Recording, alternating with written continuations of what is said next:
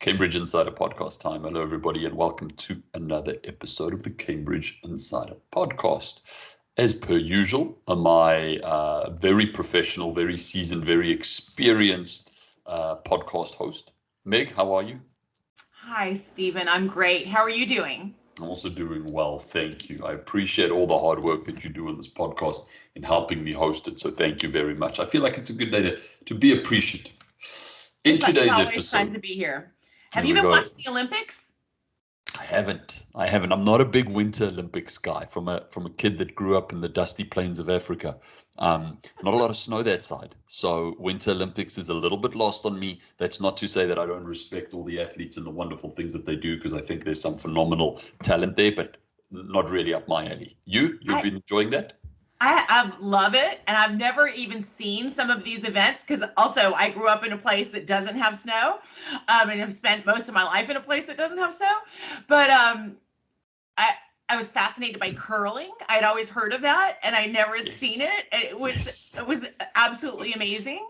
And the other thing that I love about the Olympics in general is just it's such a culmination for all of these athletes. Like, think about everything that it took to get there. Like, they are the top of the top in whatever it is that they do. I saw one woman today, I think she was Dutch. She set Olympic records in two different skating events, speed skating.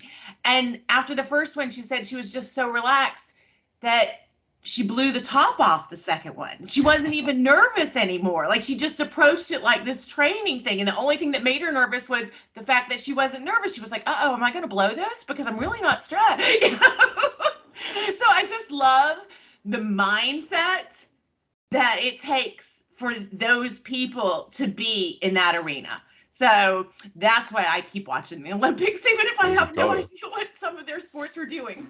There we go. I know many of our families that we work with, might be in and around Beijing during this time. It should be a very exciting event that's being hosted there. So to everybody that is enjoying that, make sure that you keep a keen eye on the Dutch skier that's breaking records. Today's episode, we're discussing a very important, announcement, a very important thing that's happened at Cambridge Network.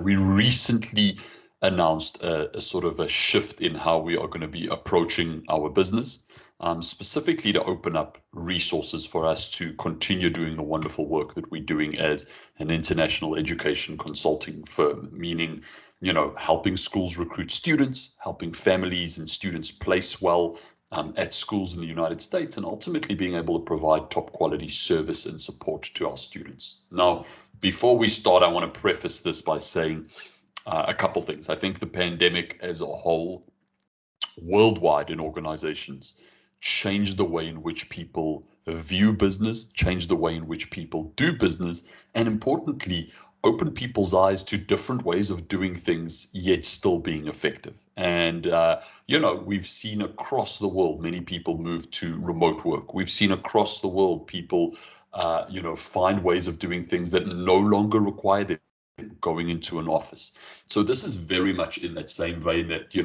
Cambridge Network, at the beginning of this pandemic, which is now, 2 years in or even a little bit more than that, had to adapt to what our, international education world, gave us.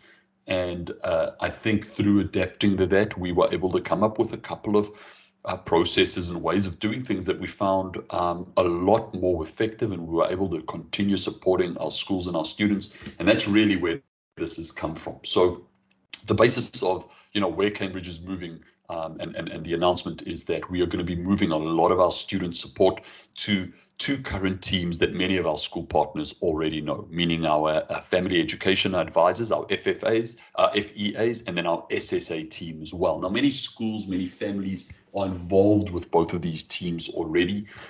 They play an incredible role up to this point with school support and with student support and with host family support and with natural parent support. They will be taking on the majority of that support moving forward.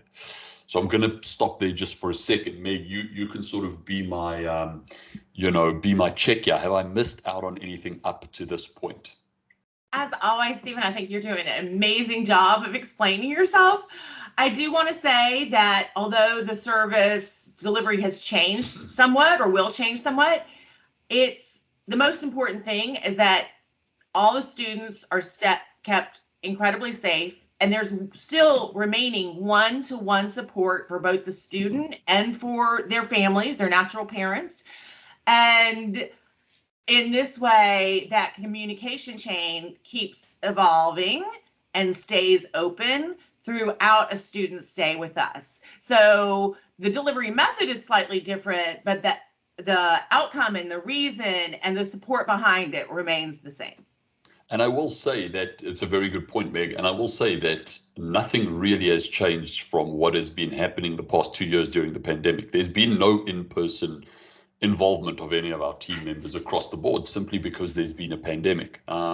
And what we've decided as a company is to be able to shift those in-person resources, which we were sort of waiting to be able to use, you shift those resources, to other parts of the company to allow us to better, as an example, recruit for our partners, yet still continue to provide that online, in-person, or online, face-to-face, personal support that we can to both our host families and our students. Now, probably the first question that we're going to get from many people is, hey, what if there's an emergency? What happens if, my student gets ill and I need your support? Absolutely.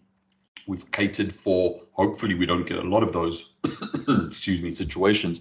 We've catered for that, though. We do still have people on the ground in the United States that will be able to, at the drop of a hat, be able to support our students if they need to be, God forbid, taken to an emergency room late at night. We do still have that available. Importantly, even before that step gets put into place, our host recruitment has always been and will continue to be world class. We have excellent hosts that we do background checks on, that we make sure are just wonderful hosts that will be able to provide any emergency support that any student would need, independent of Cambridge. So that's important to remember, that we will be able to, of course, continue to provide that support. The second thing that I did want to sort of segue into here is many families and many students and many schools might be wondering, but why this change? It's important to remember that many of the agencies that do recruitment work in the US do not offer any type of student or school support. They simply are recruitment partners. Are we moving in that direction? Absolutely not. Are we changing the method of delivery, as Meg so eloquently put? Absolutely, yes, to be able to make it more effective and efficient. So Meg, again, I'm going to go back to you there. What are your thoughts just, on what I've said there? I think that you explained it very well. And I think it's also, we all realize through the past 2 years, I can't believe it's already been 2 years, that all this change has been affected via COVID, but we are moving more and more into digital space. So many of us work remotely now. So many aspects of our social lives in a lot of instances are now social. This is an arena that everybody is starting to feel really, really comfortable in. So I think that by mentioning that we will continue on the ground support if it's ever needed, that's vital. As a parent, I would want to know that myself. And while taking care of our kids and finding the host families that we've been prided on for so many years, to find families that really embrace the student and offer opportunities for real cultural enrichment. Whenever you're visiting a city or living in a city and you have friends who are already part of that community, your knowledge base expands so much. You're able to see so many more things and so many more experiences than you ever would independent of that, right? To have that entree into the community is incredible. And that's what our host families offer, as well as really a supportive environment and increased oversight for children, for students, whatever their ages are. I also think it's really important that while we're talking about the digital space and how this works out effectively, that's also one of our goals in the future for our schools. This year we started enhanced marketing, which is digital enhanced marketing for schools. And that's been highly effective. So the more that we can put our schools directly in front of families who are interested in sending their child abroad, that's beneficial not only to our families, because other avenues of recruitment are closed. There used to be huge agency fairs that kids would go to, sometimes, on a weekend, every weekend basis. They'd go check it out, practice their English, practice having interviews, until the point that they got where they were having interviews for real, when they really wanted, they were ready to make the move to the United States. So in absence of that, this is the way for our schools to continue to make their brand known and really attract students directly to their school based on the messaging and branding that they can provide to those families. Absolutely. I couldn't have put it better myself. It's if the question is, so Cambridge has found a more effective, better way to do what we've been doing, and we've sort of been able to take those resources and push them in another direction. What is that other direction that we are now able to invest in? That other direction is funded digital marketing. We've had this conversation several times on this platform. We will continue to have this conversation on this platform because it is not the future of the industry. It is the present of the industry. We see it more and more. If you are not in some form of funded, enhanced digital marketing, if you're not paying to get access to families and platforms online in this type of environment, be it a platform, be it a podcast or a live event or a social media post, you're really going to struggle to continue to recruit. And we've really, Cambridge prides itself in being ahead of the market. We've continued to, through the years, innovate, come up with new strategies, new ways of doing things, and our competitors have followed. This is just another step in that direction, where a year ago we said the traditional model of doing business, of recruiting international students, of making that connection between student and school is limited, if not completely gone. And we see that more and more with our data that keeps coming through about CEM. And now we're able to just continue to focus a lot more of our resources on building out enhanced marketing, building out digital marketing. How can we improve that product so that when a school partners with us as a Cambridge Enhanced Marketing, school, they get the very best of the service. Is the service great right now? Absolutely. Can it be improved? Absolutely. We have to continue to evolve and continue to find ways to market our programs in the US to different families in Southeast Asia, and that's certainly what we are going to be doing. So it's a little bit of a synopsis, a little bit of a summary of what's happening in Cambridge Network. We felt it important on the podcast to discuss it because we certainly don't want anybody to panic. Is this a reason to panic? Absolutely not. This is, in actual fact, a reason to celebrate, because I think it's a strategic move which is going to continue, helping us reap rewards and allow us to perform our very best within that digital marketing recruitment space, at the same time providing just an amazing service to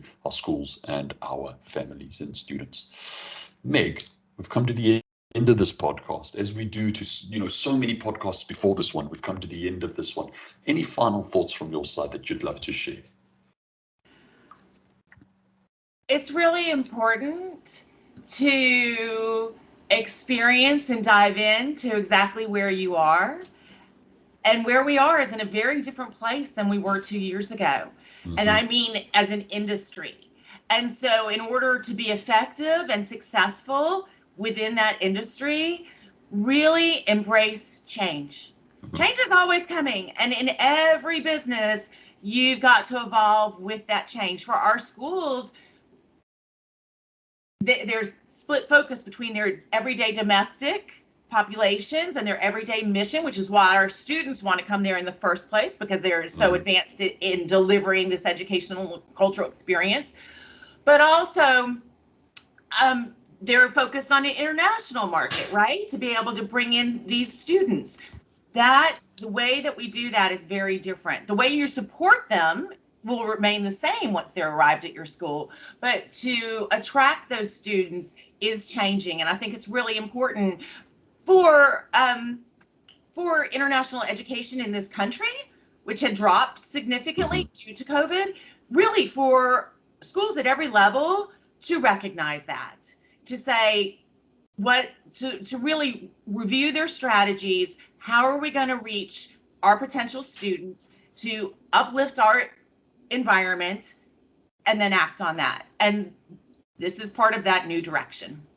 100%. Well said. To all of our listeners, we appreciate you tuning in and choosing to listen to the Cambridge Insider podcast. We'll catch you around the next episode. Bye-bye, everybody.